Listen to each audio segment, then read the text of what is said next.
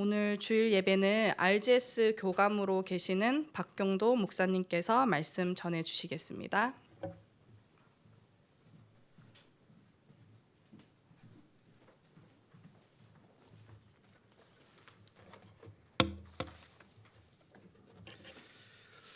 기도하겠습니다. 아버지 하나님 감사합니다. 하나님께서 우리를 부르시고 우리에게 말씀하시고 그 말씀을 전달할 수 있는 영적인 파수꾼으로 불러주심을 감사합니다. 참으로 우리를 파수꾼으로 부르사 나와 몸된 교회와 현장을 살리고 그 속에서 무엇을 보든지 듣든지 또한 체험하든지 분명한 사실을 잘 알고 지키고 또 언약을 붙잡고 전달하는 영적인 파수꾼의 소명과 사명과 참된 천명을 누리고 또한 전달하는 최고의 날 되어질 수 있도록 이 시간에 하나님 홀로 영광 받아 주시고 인도해 주옵소서. 감사드리오며 구주 예수 그리스도 이름으로 간절히 기도합니다. 아멘. 오늘은 파수꾼의 정체성이라는 제목으로 하나님 말씀을 상고해 보도록 하겠습니다. 저와 여러분께서 파수꾼이라고 하면 지금은 그렇게 잘 마음에 탁 안아닿을 수 있는데 구약의 파수꾼이든지 또 저와 여러분이 말씀을 보면서 듣게 되는 파수꾼은 몇 가지 특징들이 있습니다. 쉽게는 지키는 사람입니다.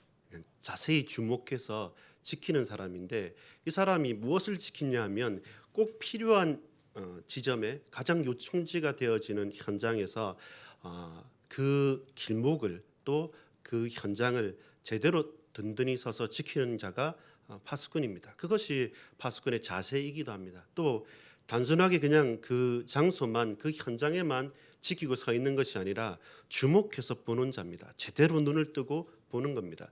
영적인 파수꾼이라 했을 때는 영적인 사실을 제대로 볼 수 있는 영안이 열려야 되겠죠. 자세는 단단히 그 현장을 지키고 서 있는 자고 그리고 정확하게 제대로 주목하여 보는 자입니다. 또한 마찬가지로 그렇게 지키고 서 있으면서 보고 그것을 자기 자신에게만 유익하게 끝나는 것이 아니라 마지막에는 선포하고 증거하고 전달하고 말하는 자입니다. 그래서 스탠드 서 있고 그리고 정확하게 보고 그리고 스피치 말할 수 있는 자, 그 사람이 파수꾼입니다. 저와 여러분이 파수꾼의 사명을 감당한다. 파수꾼이 누구인가 이렇게 했을 때 늘 한번 생각하면서 가슴에 담으면서 오늘 에스겔 선지자를 저와 여러분이 봐야 됩니다. 에스겔 자체는 선지자 역할을 감당한 사람이긴 하지만 그는 본래적으로 보면 그 제사장입니다. 그 가문이 제사장 계열이고 그 개인 자체도 좀 위로하는 사람입니다. 근데 자기가 감당하고 싶고 자기가 감당해야 될 부분이 사실은 그렇게 녹록하지 않았습니다. 왜 그러냐면 구약 시대 때 보면 왕을 딱 세울 때마다 왕은 통치자 아니겠습니까? 그러니까 왕을 백성들이 대할 때는 늘 한편에서는 두려움이 있습니다. 또 안정감도 있어요. 사무엘 선지자에게 이스라엘 백성들이 우리도 왕을 주십시오, 왕을 주십시오, 왕을 주십시오 했던 이유는 왕이란 사람은 구심점이 되어집니다. 구심점이 되어져서 큰 힘을 발휘할 수 있는 사람입니다. 그래서 나라를 정복하기도 하고 다스리기도 하고 안정되게 또 보호하기도 합니다. 근데 여러분 아시다시피 이스라엘 역사를 통틀어 봤을 때 선왕, 좀 좋은 왕이다, 착한 왕이다 할 수 있는 인정받는 왕이 과연 손가락 5손가락에도 들지 않습니다. 우리 잘 아는 몇 명 외에는 거의 없습니다. 그만큼 힘에 군림하기 때문에 왕을 세울 때마다 쉽지는 않은 겁니다. 많은 옆에 열강들이 있으니까 우리나라를 다스려야 되고 군대를 통치해야 되니까 강력한 힘 있는 왕이 있으면 좋겠지만 그 왕을 세웠을 때 그 왕의 다스림을 받으면서 지낸다는 것 자체가 백성들에게는 쉽지 않은 고난도 동시에 있는 겁니다. 그래서 하나님께서 끝까지 이스라엘 너희의 왕이 저 열방에 보이는 왕들이 과연 대단해 보이느냐? 아니다. 내가 너희의 왕이고 만왕의 왕이고 이 왕 중의 왕이라는 사실들을 선지자들 통해서 계속 말했지만 이스라엘 백성들도 또한 우리도 마찬가지로 눈에 보이는 것을 추구합니다. 그래서 왕을 세웠고 또 이스라엘 백성들이 따를 수밖에는 없었지만 근데 좀 쉽지 않은 한 부류의 직분자들이 누구냐면 선지자입니다. 선지자는 하나님 말씀을 대언하는 자 아닙니까? 하나님의 말씀을 전달하는 자 아닙니까? 그러니까 주로 언제 말하냐면 너희들이 참 잘하고 있다, 이렇게 하면 된다, 이럴 때 말하는 것보다는 백성들이 하나님으로부터 멀어졌을 때, 어떤 문제와 사건들이 일어났을 때, 왕이라 할지라도 그 왕이 하나님의 길에서, 의의 길에서, 다윗의 길에서 멀어질 때마다 계속 경고를 하는 사람입니다. 이게 잘못됐다, 아니면 잘했다, 이렇다 저렇다 할 때 주로 많은 경고를 하는 사람이기 때문에 그렇게 선지자들은 인기가 없습니다. 소위 말해서 입 바른 소리를 계속하는 사람이기 때문에 그걸 들으면 찔림이 있고 아픔이 있고 힘듦이 있기 때문에 맞는 말인데 기분은 나빠지고, 맞는 말인데 섭섭해지기 때문에 선지자 앞에 서는 것은 사람들이 다 두려워했던 부분 또한 있습니다. 근데 제사장은 조금 다릅니다. 제사장은 왜 좀 다르냐면, 제사장은 모두가 죄가 있다는 사실들을 인정합니다. 그리고 왕으로부터 그 제사장 본인까지, 대제사장이 대속죄일에 들어갈 때도 자기 자신도 죄가 있기 때문에 나의 또 속죄를 하고 들어가야 될 정도로 모든 사람들이 다 하나님 앞에서는 범죄가 있다, 죄가 있다, 그래서 우리 모두가 하나님 앞에 나가야 된다 해서 일단은 위로자입니다. 왕은 통치자 아닙니까? 말하지 못하지만 두려움이 있고요. 선지자는 선포하는 자 아닙니까? 그래서 맞는 말인데 이 쉽지 않은 아픔이란 게 있고, 제사장을 앞에 섰을 때는 그 백성들이 많은 위로를 받게 됩니다. 그래서 인기가 있는 그룹들은 제사장 그룹이었습니다. 구약에 많은 선지자들이 있었지만 선지자들을 치고 인기가 있었던 사람이 몇 명 있었습니까? 백성들에게 인기 있으면 다스리는 왕들에게는 또 눈에 가시가 되어졌고, 또 늘 말하는 것이 잘 된다는 말보다는 완전히 망한다, 또 10분의 1이 남을 때까지 또 망한다라는 말들을 계속하니까 맞는 말임에도 불구하고, 돌이켜오라, 저 우상에서 벗어나라, 맞는 말임에도 불구하고 그것이 쉽지 않은 현실과 딱 부딪혔을 때 고민이 되는 부분입니다. 근데 반대로 제사장 계열의 사람들은 늘 그들과 함께 있으면서 본인들의 약함과 연약함들을 가지고 갈 때마다 그것을 하나님께 전달해가는 역할을 하니까 사실은 위로자로서 많은 역할들을 했습니다. 주로 나이는 30살부터 50까지 그 나이 때 제사장 계열에 있었던 사람들은 자신의 역할을 감당합니다. 그것도 돌아가면서 하나하나의 역할들을 감당해 가는데, 오늘 에스겔 1장 1절에 보면 이렇게 말씀합니다. 30째 해 넷째 달 초 다새에 내가 그발 강가 사로잡힌 자 중에 있을 때에 하늘이 열리며 하나님의 모습이 내게 보이니. 에스겔의 나이 약 30, 그러니까 말 그대로 에스겔이 제사장의 역할을 감당할 때, 근데 좀 특이한 것이 있습니다. 뭐가 특이하냐면, 제사장이 감당을 하고 역할을 하는 것은 거의 집중되어져 있고 한정되어져 있습니다. 어디냐면 성전입니다. 성소 성전에서 제사장 직무를 하는 게 제사장의 역할들입니다. 레위 지파가 그렇게 처음부터 있었죠. 근데 문제는 뭐냐면 30째 되는 이 해가 동일하게 어떤 해냐면 바벨론의 포로로 끌려온 지 5년 다섯째 해가 되는 날이라는 겁니다. 나의 청년기, 내가 출사표를 던지고 사역을 감당해야 될 그때가, 나라는 멸망해 가고 왕 여호야긴 왕과 많은 귀족들과 백성들이 한 번은 그 예루살렘을 흔들면서 저 바벨론이 그들을 포로로 끌고 가서 이제는 억류시켜 놨는 겁니다. 갈대아 땅 그발 강가 쪽에서 딱 억류를 시켜놓고 볼모로 잡고 있는 그때입니다. 그때 하나님의 음성이 임한 겁니다.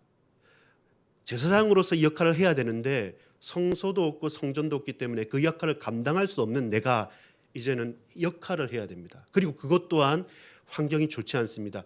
일부 사람들은 여호야긴 왕의 삼촌이죠, 시드기야는 바벨론이 이제 끌어가면서 이제 다시 한번 그래도 왕이 있어야 되니까 예루살렘에 놔둡니다.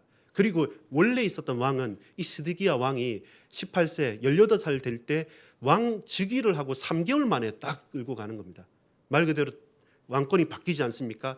정통성이 있는 이 여호야긴 왕이, 어린 왕이 딱 세워졌을 때 역할을 하지 못하게 딱 3개월 만에 딱 볼모로 잡고 모든 귀족들하고 웬만한 사람들 다 끌고 이제는 가는 겁니다. 그게 포로의 첫 번째였습니다. 그래서 일부는 예루살렘에서 남아 있는데 유다가 아직은 멸망당하지 않았으니까 남아 있는데 사실 그 본국 이스라엘도 다 망해가고 또 이스라엘의 정체성이란 게 뭐겠습니까?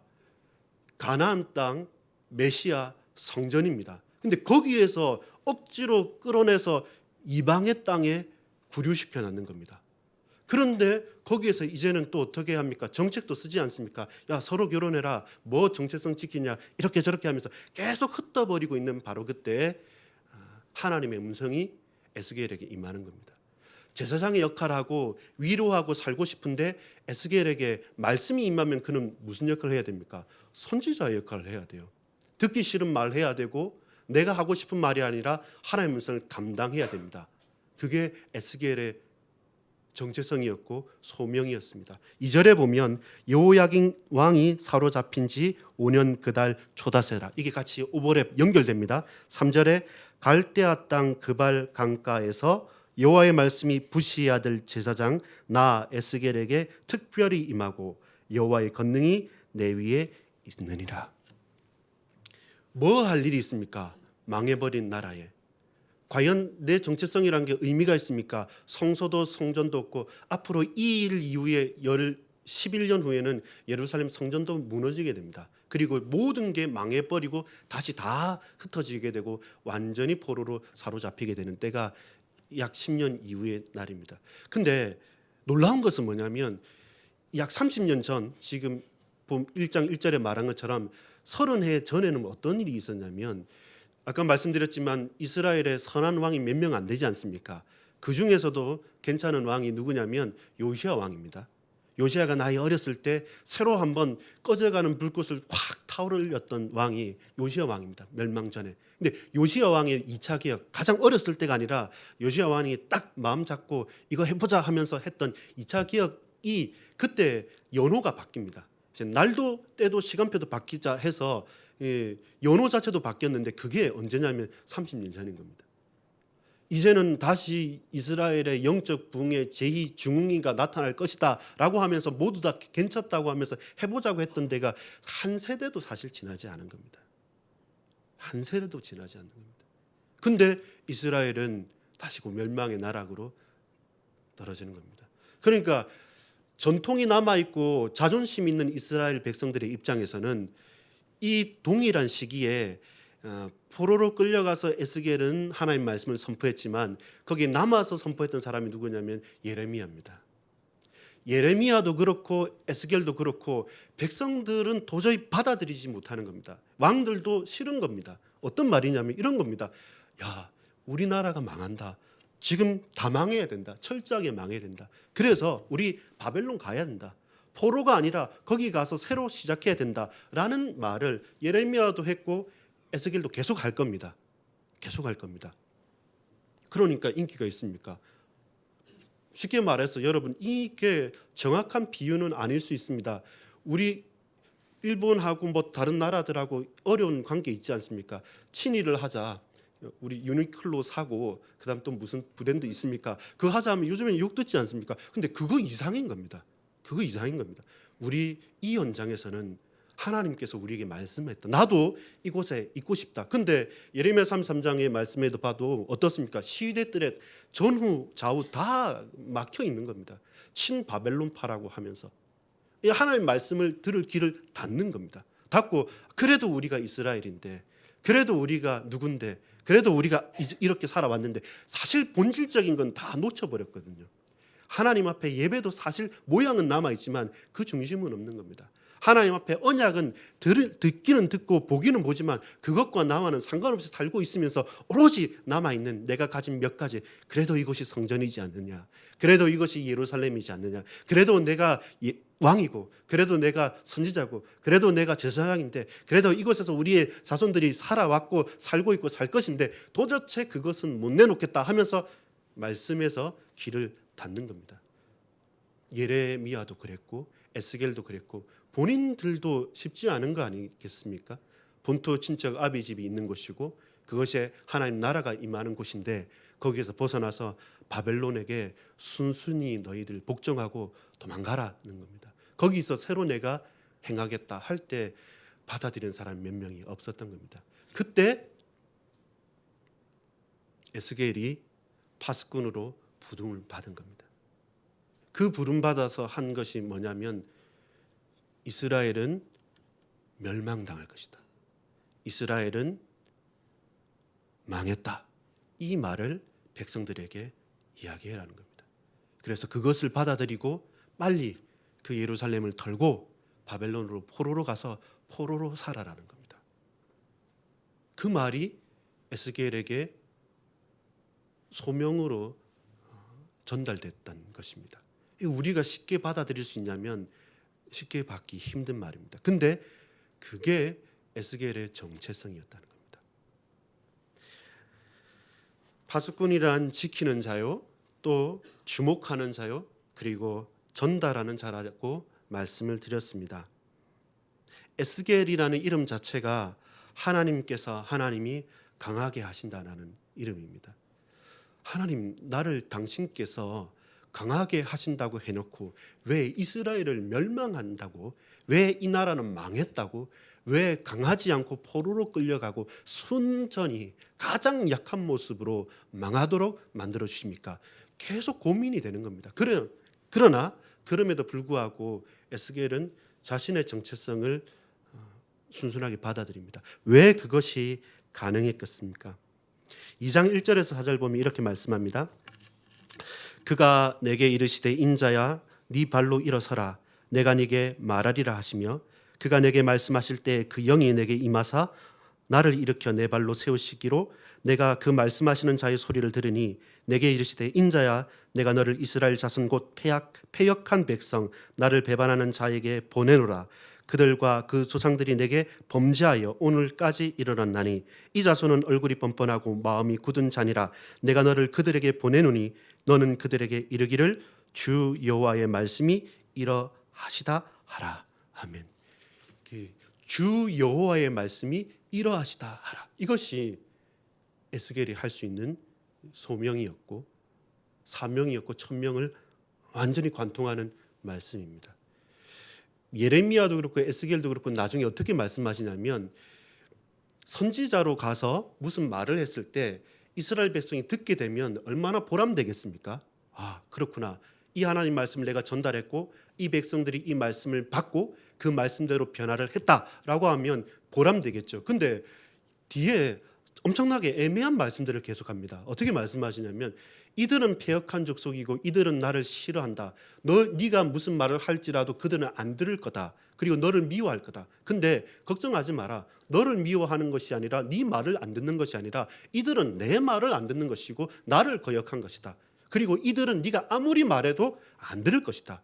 그리고 그들이 망할 때까지 계속 안 들을 것이다. 그런데 너는 가서 말해라.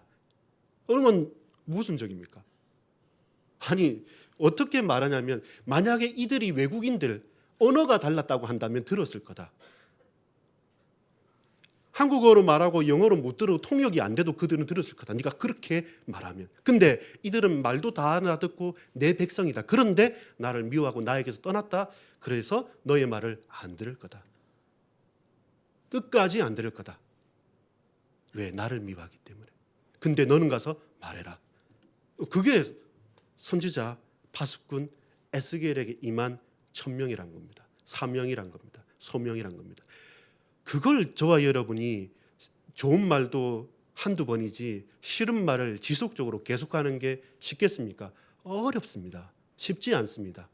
그러나 그럼에도 불구하고 에스겔에게 하나님께서 말씀을 한 겁니다. 그리고 에스겔이 분명한 정체성이 있었습니다. 그게 뭐냐면 나는 내 말을 하는 자가 아니라 하나님께서 내게 말씀하신 것을 전달하는 자다. 이 부분에 대한 분명한 소명은 있었습니다. 그걸 지속 가능하게 만들었던 이유는 뭐냐면 3장에 보면 이렇게 말씀합니다. 3장 1절에서 3절까지 보면 또 그가 내게 이르시되 인자야 너는 발견한 것을 먹으라. 너는 이 두루마리를 먹고 가서 이스라엘 족속에게 말하라 하시기로 내가 입을 벌리니 그가 그 두루마리를 내게 먹이시며 내게 이르시되 인자야 내가 네게 주는 이 두루마리를 내 배에 넣으며 내 창자에 채우라 하시기에 내가 먹으니 그것이 내 입에서 달기가 꿀 같더라. 아멘. 이게 나의 소명을 가능하게 하는 하나님의 은혜입니다. 에스겔 선지자 에스겔서를 보면 많은 경우 비유가 나타나고 환상이 생각보다 너무 많이 나타납니다. 그 중에 첫 번째 있는 부분도 이 부분입니다. 두루마리 책이 있는데 이 책을 먹으라는 겁니다. 아니 이거 어떻게 먹습니까? 먹으라 해서 먹었는데 이 먹으니까 이게 내 배에 들어가고 내 창자에 들어가는데 근데 이것이 송이꿀보다 그 어떤 것보다 더 달다라는 겁니다. 노아가 비 오지 않는 저 산 정상에서 방주를 지을 때 수많은 사람들이 손가락질하고 미쳤다고 힐난할 수 있습니다. 근데 노아는 분명히 알았거든요. 하나님께서 내게 주신 말씀이고 이 백성을 향해 하실 일들이 있기 때문에 알았거든요. 마찬가지입니다. 이해가 되지 않지 않습니까? 말해라. 근데 그들은 못 알아들을 것이다. 거부할 거다. 그런데 너는 말해라. 아니 왜 그럴 필요가 있습니까? 뭐가 더 효율적으로 일하는 겁니까? 어떻게 하는 게 더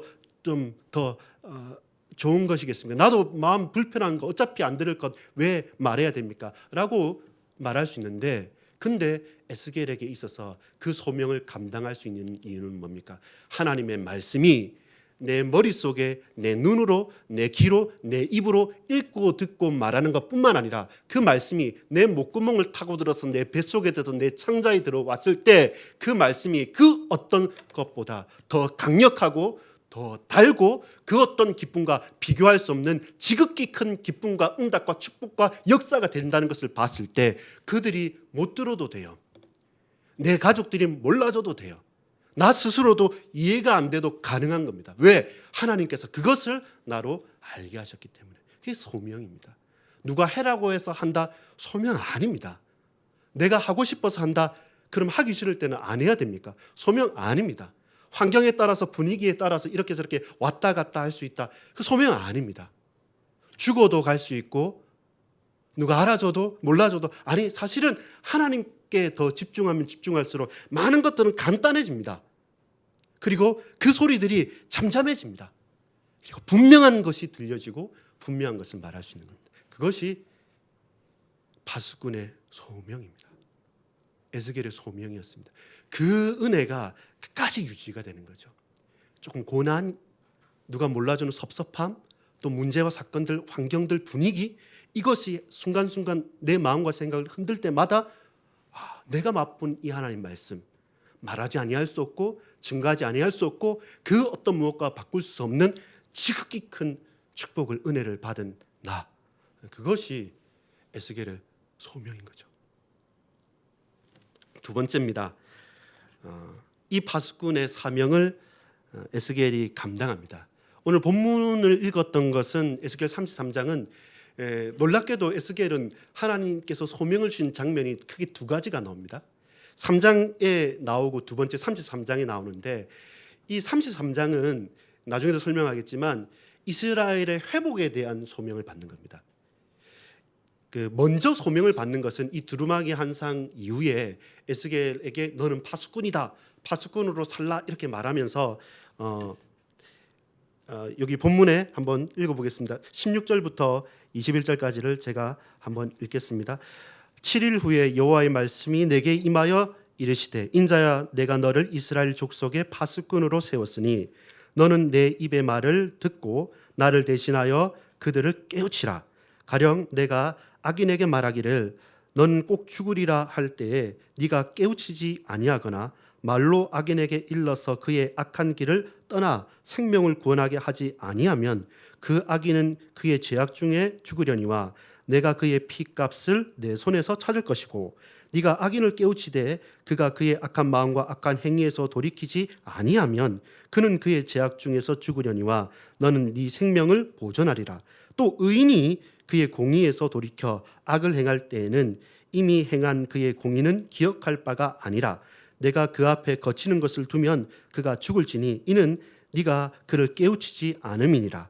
그는 그의 죄 중에서 죽으려니와 그의 핏값은 내가 네 손에서 찾으리라. 그러나 네가 그 의인을 깨우쳐 범죄하지 아니하게 함으로 그가 범죄하지 아니하면 정령 살리니 이는 깨우침을 받음이며 너도 네 영혼을 보존하리라. 아멘. 좀 구체적인 첫 번째 소명입니다. 근데 참 놀라운 것은 뭐냐면 요약하면 이겁니다.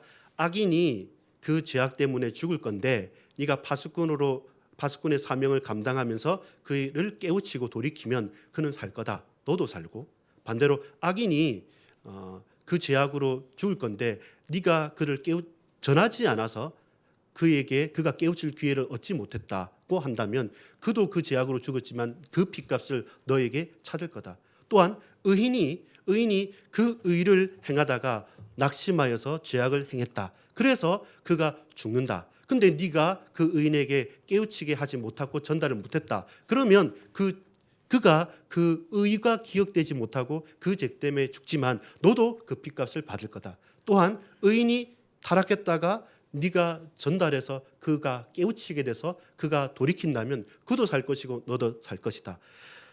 근데 아까 말씀드렸지만 이게 다 쓸모없는 말이에요. 이스라엘 백성들이 말하면 듣는다 했습니까? 안 듣는다 했습니까? 안 듣는다 했습니다. 사실은 의미 없는 허공에 외치는 소리일 수 있는데 근데 한마디로 말해서는 말은 뭡니까?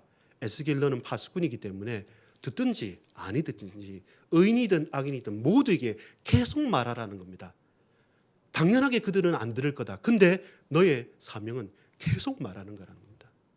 그걸 받아들인다는 겁니다. 그게 가능하게 되느냐는 겁니다.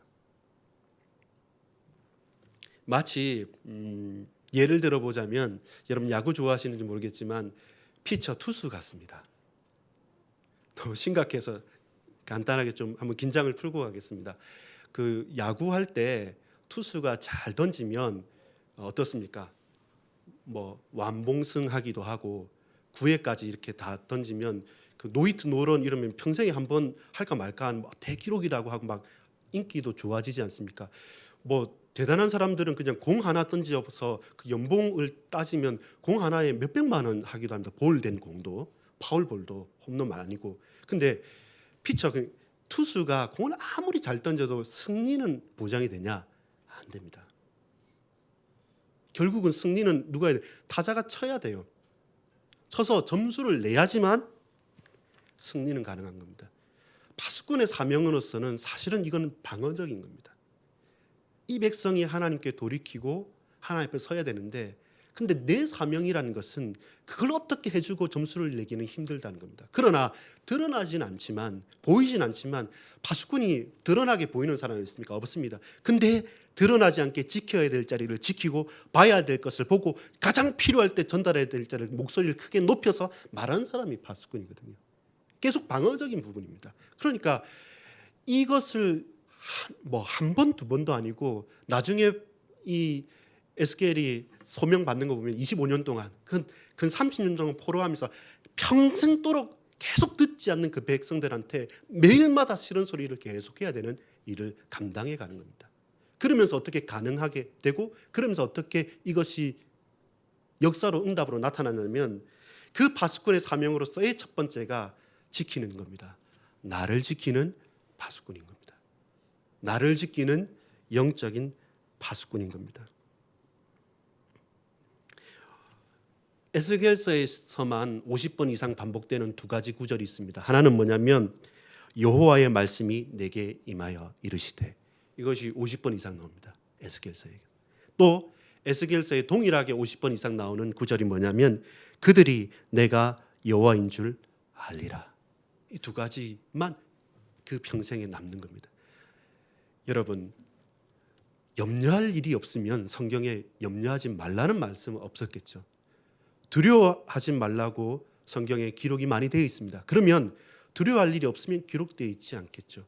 빌립보 4장 6절 7절의 말씀 보면 아무것도 염려하지 말라고 말씀하는데 모든 것이 사실상 우리에게 있어서는 염려, 근심, 걱정거리입니다. 실제로 그렇습니다. 그래서 내가 알 수 없는 내가 모르는 것까지 그 모든 것까지 모든 지각에 뛰어난 하나님의 평강이 그리스도 예수 안에서 내 마음과 생각을 지켜주시지 않으시면 불가능한 겁니다.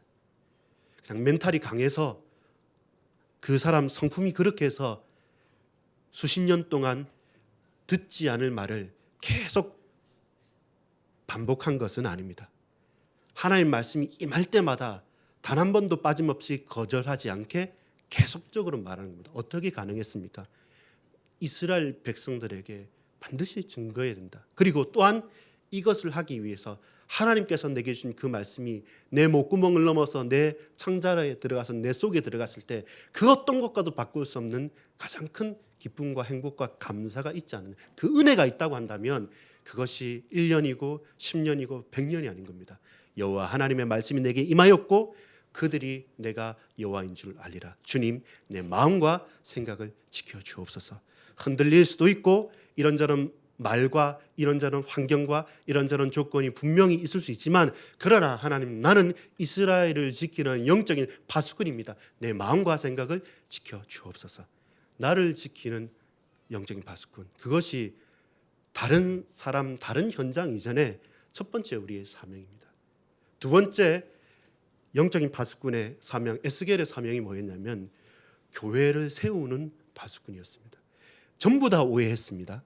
바벨론에 끌려와 있는 이 공동체뿐만 아니라 아직까지 바벨론에게 사실은 망했지만 끝까지 예루살렘 성전 하나 붙잡고 있었던 그 본국에 있었던 사람들까지도 예레미야 선지자를 계속 가두면서 친바벨론파라고 욕하면서 저항했던 그 모든 이스라엘 백성들까지도 에스겔이 다 품을 수 있는 것은 어떻게 가능합니까?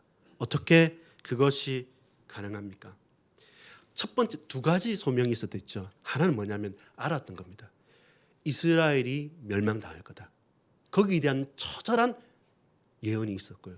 두 번째 에스겔서 33장 우리가 본문을 처음에 읽었던 그것은 그렇게 이스라엘이 다 망했고 이제 바벨론으로 포로로 끌려갔느냐? 그러면 에스겔 그 25장부터는 33장까지는 이스라엘 예루살렘 주위에 있었던 나라들의 멸망을 계속 얘기합니다. 33장 전까지 뭐냐면 24장까지는 이스라엘이 철저하게 망해야 된다는 것을 딱 말하고 그 다음에 주위에 있었던 에돔, 암몬, 모압, 기타 등등 애국까지 전체 두루와 시돈까지 이 나라는 왜 망해야 되고 이 나라는 왜 망해야 되고 이 나라는 왜 망해야 되고 이 나라는 왜 망해야 된다. 이걸 철저하게 이야기합니다. 그 논리가 뭔지 압니까? 논리가 뭐냐면 이런 겁니다. 이스라엘 나라가 이렇게 하나님께 돌이키지 않습니까? 그러다가 하나님부터 멀어져요. 우상숭배해요. 그럼 어떻게 하냐면 주위 나라들을 다 하나씩 하나씩 이렇게 세웁니다. 이렇게 세워가지고 주위 나라들이 이스라엘을 괴롭혀요. 그래서 돌이키면서 다시 우리 하나님께 돌아가자 이렇게 합니다. 그러면서 어떻게 하냐면 주위 나라들한테 말한 겁니다. 너 왜 이스라엘 괴롭혔니? 그러면서 그 나라들을 또 멸망시킨 겁니다. 하나님의 그 관심과 중심이란 것은 지극히 이스라엘 중심적이고 본인 당신 중심적입니다. 이 채찍으로 부직갱이로 세운 그 나라들을 이제는 다시금 그래 이스라엘에게 아무리 이들이 무너지고 나를 떠났다 할지라도 왜 너희들이 얘들을 괴롭히느냐 그렇게 분명히 도구로 쓰셨음에도 불구하고 그러면서 이제 25장 2부터 33장까지는 이 나라는 네가 이렇게 해서 안 되고 너 나라는 이렇게 해서 멸망당할 거고 너 나라는 이렇게 다 망할 거라 해놓고 마지막에 33장에 다시 에스겔이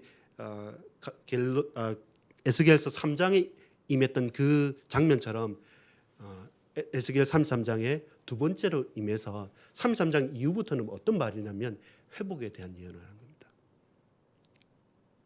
결국 교회를 살리는 자가 파수꾼입니다. 망하는 것으로 끝이라고 한다면 하나님께서 우리를 당신의 백성과 당신의 자녀로 삼지 않으십니다. 다시금 완전하게 구원하실 것이고 완전하게 회복하실 거라는 두 번째 소명이 에스겔에 임했다는 겁니다. 만약에 에스겔이 이거 나 싫고 어차피 안 들을 말 왜 해야 됩니까? 나 그런 거 싫습니다 하고 도망쳤을다면 그 두 번째 소명은 정말로 물 건너간 말입니다. 요원한 말입니다. 근데 나 여호와의 말씀이 나에게 임했고 이 여호와의 말씀을 증거함으로 말미암아 그들이 여호와인 줄 알리라. 왜냐하면 이스라엘이 완전히 멸망당할 때 너희들이 내가 누구인지 알 거다 했기 때문에 철저하게 멸망을 당했던 거예요. 그 다음에 두 번째는 뭐냐면 이제 이방 백성들이 모든 사람들이 그 이전에 멸망했던 것을 기억하지 못할 정도로 내가 이스라엘에게 복주고 회복할 거다라는 것이 에스겔의 두 번째 소명이었습니다. 그게 에스겔 33장 7절에서 9절의 말. 동일한 것이만 완전히 다른 예언을 하게 되는 겁니다. 우리가 교회를 세우는 파수꾼으로 봤을 때 디모데전서 3장 15절에 이 기도하는 집에서 저와 여러분이 붙잡고 나가야 될 응답 속에서 만일 내가 지체하면 너로 하여금 하나님의 집에서 어떻게 행하여야 할지를 알게 하려 함이니 이 집은 살아계신 하나님의 교회요 진리의 기둥과 터니라. 크도다 경건의 비밀이요 그렇지 않다 하느니 없도다. 진리의 기둥과 터로서 하나님 말씀이 든든히 세워지는 게 뭐겠습니까? 철저한 하나님 말씀의 성취와 또 철저한 하나님 말씀의 기대감, 이걸 가지고 교회가 세워지는 것이죠. 그래서 에스겔이 두 번째 감당했던 것은 교회를 세우는 파수꾼의 역할을 감당한 것입니다. 세 번째입니다. 현장을 살리는 파수꾼의 역할을 에스겔이 감당해야 됩니다. 이제 에스겔서 33장 이후에 보면 이제 여러 가지 이제 환상들이 있습니다. 뭐 여러분 아시다시피 에스겔 골짜기에 마른 뼈에 대한 환상도 있고 또 저는 이 교회에 대한 현장에 대한 회복을 놓고 봤을 때 가장 마음에 또 담기는 게 성전에 있는 성전에서 흘러나오는 물에 대한 환상입니다. 에스겔 47장에 보면 성전 문지방에서 나온 물에 대한 환상을 말합니다. 그때 어떻게 말하냐면 이렇게 말씀합니다. 그냥 자세히 보니까 성전 문지방에서 살살 스며 나오는 물이 있는데 이게 남쪽으로 동쪽으로 흘러가면서 좀 똑똑똑 떨어지면서 배시시 흘러난 물이 이렇게 흐르고 저렇게 흘러서 이제는 도랑이 되어지고 강이 되어지고 나중에는 바다가 되어진다. 그러면서 계속 측량해라고 하는 겁니다. 계속 파수꾼의 역할을 감당해라고 하는 겁니다. 그때마다 측량하니까 어떤 때는 그 물이 내 발목에 찬 겁니다. 또 다시 측량하라 하니까 어떤 때는 그것이 내 무릎까지 찬 겁니다. 또 다시 측량하라 하니까 이제 내 허리가 되고 나중에는 내 머리를 넘어서서 도대체 사람이 감당할 수 없는 큰 강이 되는 겁니다. 그리고 그 강이 흘러가는 곳마다 좌우의 나무들이 그 강이 흘러가는 곳마다 모든 물고기와 모든 생물들이 소성케 되어지고 그 강이 가지 않는 진펄과 개펄만 죽어져 있고 그 강이 나중에는 흘러서 바다로 갔다 말하지 않습니다. 바다까지 살렸다는 겁니다. 그게 교회라는 부분입니다. 그것이 저와 여러분의 현장이라는 것입니다. 아무것도 아닌 것 같습니까? 절대로 그렇지 않습니다. 하나님의 말씀이 선포되어지고 그 말씀을 가슴에 담고 나를 지키고 교회를 세워가고 현장을 살리는 영적인 파수꾼 한 명 때문에 나중에는 뭡니까? 사람이 능히 말할 수 없는 강이 되어지고 그 강이 흘러가는 곳마다 모든 것이 소성케 되어지고 나중에는 큰 바다까지 살리게 되어지는 역할이 바로 영적인 파수꾼 그 한 사람 에스겔을 통해서 이루시는 하나님의 역사입니다. 마지막으로 결론을 맺겠습니다. 그렇다면 이 에스겔의 천명입니다. 근데 이 에스겔의 천명이라 할 때 저와 여러분이 어떻게 받아들이고 마음에 담을 수 있을지 모르겠습니다. 그렇다면 결론적인 부분에 천명을 맺기 전에 한번 이 구절만 보고 보겠습니다. 에스겔 48장 30절에서 35절을 보겠습니다. 마지막 에스겔 마지막 장이죠. 48장 30절에서 35절에 보면 이렇게 말씀합니다. 그 성읍의 출입구는 이러하니라. 북쪽의 너비가 4,500척이라. 그 성읍의 문들은 이스라엘 지파들의 이름을 따를 것인데 북쪽으로 문이 셋이라. 하나는 르벤 문이요 하나는 유다 문이요 하나는 레위 문이며 동쪽으로 너비는 4,500척이니 또한 문이 셋이라. 하나는 요셉 문이요 하나는 베냐민 문이요 하나는 단 문이며 남쪽의 너비는 4,500척이니 또한 문이 셋이라. 하나는 시몬 문이요 하나는 이사갈 문이요 하나는 스불론 문이며 서쪽도 4,500척이니 또한 문이 셋이라. 하나는 간 문이요 하나는 아셀 문이요 하나는 납달리 문이며 35절에 이렇게 말씀합니다. 그 사방의 합계는 18,000척이라. 그날 후로는 그 성읍의 이름을 여호와 삼마 하리라. 여호와 샤마, 여호와 삼마라는 말이 뭐냐면 여호와께서 거기도 계신다는 겁니다. 동서남북 모든 곳에 이스라엘 12지파가 흩어져 있고 그 모든 나라를 놓고 봤을 때 그 모든 지경이 여호와 삼마, 하나님께서 거기도 계신다. 하나님께서 언제 어디서든지 무엇을 하든지 우리와 항상 함께 계신다. 그것이 현장을 살리는 파수꾼의 최고의 사명이었고 또 완성이었습니다. 에스겔의 결론이기도 합니다. 저와 여러분의 결론이기도 합니다. 누가 뭐라고 해도 우리가 이쪽으로 저쪽으로 동서남북 어디로 흩어지든지 그것이 어떤 장소이든지 거기서 여호와 하나님 말씀을 증거할 수 있는 영적 파수꾼으로 선다. 그러면 여호와 샤마, 여호와 삼마, 하나님께서 거기도 계신다. 임마누엘 하신다. 역사하신다는 사실들에 대한 분명한 증인으로 감당할 수 있습니다. 근데 이것이 나의 천명을 올 때 마지막 저와 여러분 하나의 결단이 있습니다. 그게 뭐냐면 에스겔서 24장의 말씀입니다. 에스겔서 24장의 말씀을 끝으로 이 말씀을 가늠하도록 하겠습니다. 에스겔 24장 1절부터 14절까지는 사실 그 녹슨 가마에 대한 겁니다. 녹슨 가마. 그러니까 녹슨 가마가 뭐냐면 이스라엘에 대해서 설명을 한 겁니다. 이스라엘이 멸망을 딱 당할 거다는 거에 대해서 설명을 하고 그걸 가마가 녹이 슬었는데 그 가마를 다 녹여도 그 가마에 그 찌꺼기가 남아 있어서 그 가마는 버려야 된다. 그게 이스라엘이다 이렇게 말합니다. 그렇게 말해놓고 어떻게 하냐면 그 에스겔 아내의 죽음을 말하는 겁니다.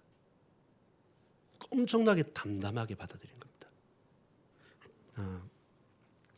제가 주보에는 24절부터 27절까지 말씀을 했는데 한번 24절부터 우리 읽어보겠습니다. 이같이 에스겔이 너희에게 표징이 되리니 그가 행한 대로 너희가 다 행할지라. 이 일이 이루어지면 내가 주 여호와인 줄 너희가 알리라 하라 하셨느니라. 인자야, 내가 그 힘과 그 즐거워하는 영광과 그 눈이 기뻐하는 것과 그 마음이 간절하게 생각하는 자녀를 데려가는 날, 곧 그날에 보피하는 자가 내게 나와서 내 귀에 그 일을 들려주지 아니하겠느냐. 그날에 내 입이 열려서 도피한 자에게 말하고 다시는 잠잠하지 아니하리라. 이같이 너는 그들에게 표징이 되고 그들은 내가 여호와인 줄 알리라. 아멘.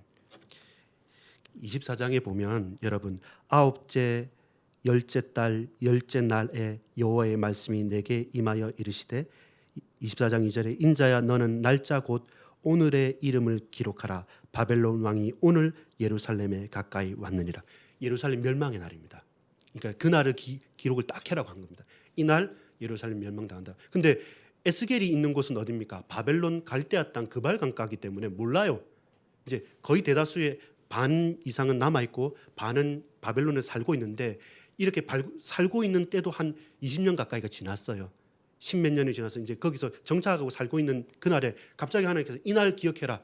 이날이 이스라엘이 멸망당한 날이다. 라고 하면서 가마가 있는데 그 녹슨 가마, 그 찌꺼기 끈 가마는 아무리 해도 안 된다. 그래서 버렸다. 라고 하면서 어떻게 말하냐면 에스겔에게 15절에 보면 여호와의 말씀이 또 내게 임하여 이르시되 인자야 내가 내 눈에 기뻐하는 것을 한 번에 쳐서 빼앗으리니 너는 슬퍼하거나 울거나 눈물을 흘리거나 하지 말며 죽은 자들 위하여 슬퍼하지 말고 조용히 탄식하며 수건으로 머리를 동이고 발에 신을 신고 입술을 가리지 말고 사람이 초상집에서 먹는 음식물을 먹지 말라 하신지라. 내가 18절입니다. 아침에 백성에게 말하였더니 저녁에 내 아내가 죽었으므로 아침에 내가 받은 명령대로 행하매. 이스라엘의 멸망과 내 가족, 내가 가장 사랑하는 나의 아내와 자식들의 멸망이 동일시 되는 겁니다. 그게 천명입니다. 백성들이 와서 묻습니다.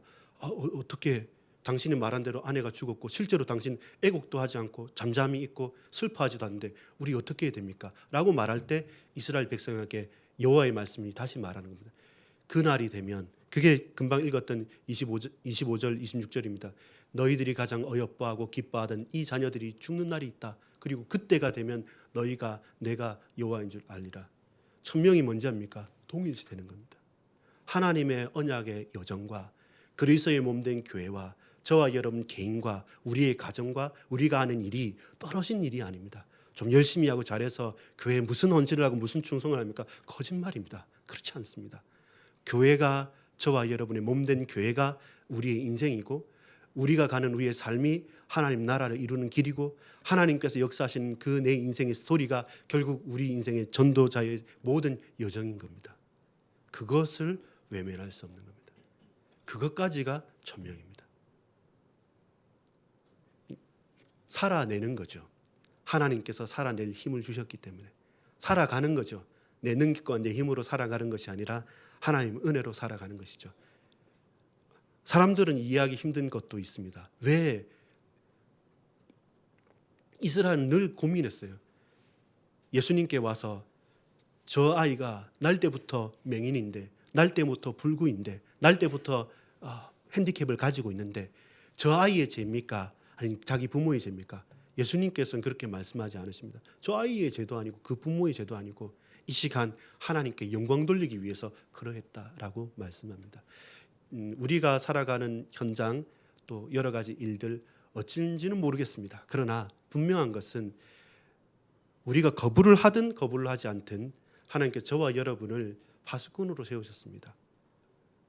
나를 지켜야 하고 교회를 세워야 되고 현장 살려야 됩니다. 그 역할과 그 모양은 너무 다양하기 때문에 꼭 이러해야 된다 이렇게 말씀드리기는 정말로 쉽지 않습니다. 그러나 분명한 것은 그 소명을 받아들였을 때 그것은 거부할 수 없는 겁니다. 거부될 수 없는 것이고 무엇과 비교할 수 없는 이 두루마기가 그 맛을 본 것이거든요. 그러면서 지금 사건, 사고, 일들, 많은 말들 중에서 살아가면서 나를 지키고 교회를 세우고 현장을 살려가는 삶을 살아갑니다. 근데 이것이 내 진짜 천명이라고 했을 때는 마지막에 이것은 내 인생과 같이 가는 부분입니다. 그게 분리되면 분리될수록 우리는 갈등하게 됩니다. 그게 우리가 감당하기 힘들다. 아니요. 감당하기 힘들지만 피할 길을 여시는 분이 여호와 하나님이십니다. 그리고 에스겔은 그렇게 살았던 겁니다. 한 주간 또한 일평생 살아가시면서 에스겔에게만 주신 사명은 아닙니다. 천명은 아닙니다. 그리고 소명은 아닙니다. 저와 여러분에게 주신 사명이고 천명입니다. 위로가 되는 한마디를 덧붙이자면 에스겔서 36장 37절에 주 여호와께서 이같이 말씀하셨느니라. 그래도 이스라엘 족속이 이같이 자기들에게 구하여야 할지니라. 우리가 할 수 있는 한 가지는 이 언약 붙잡고 그래도 강구할 수 있는 힘은 있다는 겁니다. 그 속에서 하나님 나에게 허락하신 영적 파수꾼의 정체성 회복할 수 있도록 그 소명, 그 사명, 그 천명 철저하게 감당할 수 있는 은혜를 허락해 주옵소서. 그것을 놓고 우리 온 가스펠 가족들이 우리의 가정과 가문과 현장을 놓고 오직의 기도를 유일한 응답 속으로 재창조의 능력을 회복하는 날 되기를 소망합니다. 기도하겠습니다. 아버지 하나님, 오늘 이 날에 영적 파수꾼의 사명을 감당케 하여 주옵소서. 우리를 파수꾼으로 부르시고 그 일을 감당케 하시고 이것이 나의 천명으로 살아내지고 살아갈 수 있도록 인도하여 주시는 그 하나님의 은혜가 우리 교회와 내 현장과 우리의 누구와도 분리되고 구별되지 않게 하나님께 온전히 완벽하게 드림받아 줄 수 있도록 우리 주님 세밀하게 붙들어 주옵소서. 역사해 주옵소서. 구주 예수 그리스도의 이름으로 간절히 기도 올리옵나이다. 아멘.